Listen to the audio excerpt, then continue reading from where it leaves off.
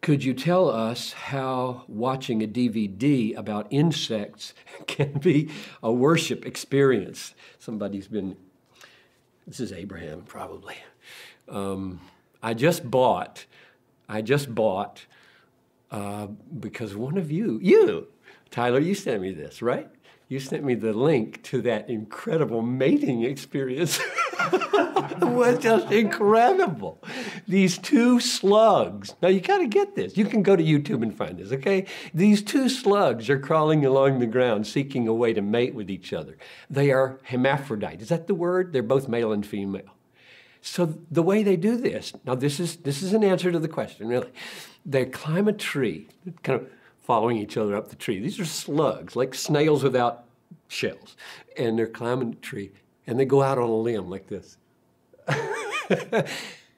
And suddenly, one of them, with a piece of slime, lowers himself till he's hanging in midair. And there's music to this in the DVD. He's kind of twirling around. And the slug's probably about that big. He's twirling around, and then the other one comes down.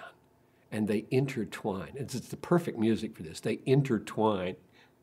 And you think, oh, okay, that's unbelievably cool that they have to get in a tree, crawl out on a limb, hang with slime, and intertwine in order to mate.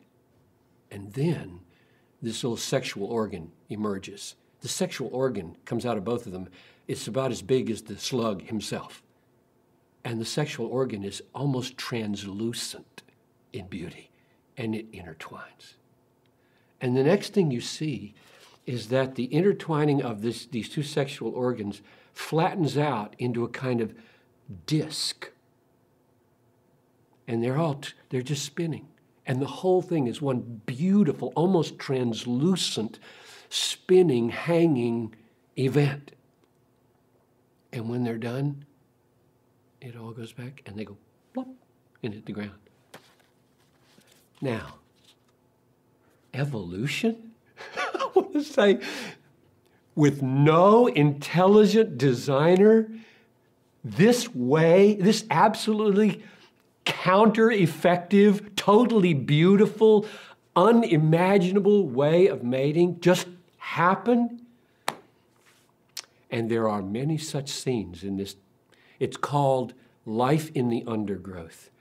So I paid $20 or whatever on Amazon, and I got it. Nobody wants to watch it with me. My wife won't watch it. My daughter won't watch it. They think it's gross. And I'm sitting there praising God for his incredible. I mean, here's another one, okay? Short on some questions, long on other questions. There's a worm that's about this long, okay? Got thousands of legs, and he's probably that big around. And he's totally white because he lives in a cave, and he's an albino. And what he does is he crawls the wall when he's hungry of the cave. He gets to the top, and with his back legs, he hangs down. So he's hanging down like this, and he snatches bats out of the air and eats them. And you watch him. I mean, the photography in this is miraculous. He snatches a bat. Now, you can't snatch a bat. Bats are smart. They don't run into things, right? They're in caves and they never hit the wall. So they don't hit worms either. So this worm, and he's fat, he's slow. He's just a fat, ugly worm, and he can snatch a bat and eat it hanging from the roof. So get the DVD and you will, either you are a pagan, hard-hearted naturalist, or you're going to worship. You can't not worship the God of creativity. Jesus said, consider the lilies of the field. Consider the birds of the air. And if he had more time, he would have said, consider the slug and consider the worm. So that's how it works.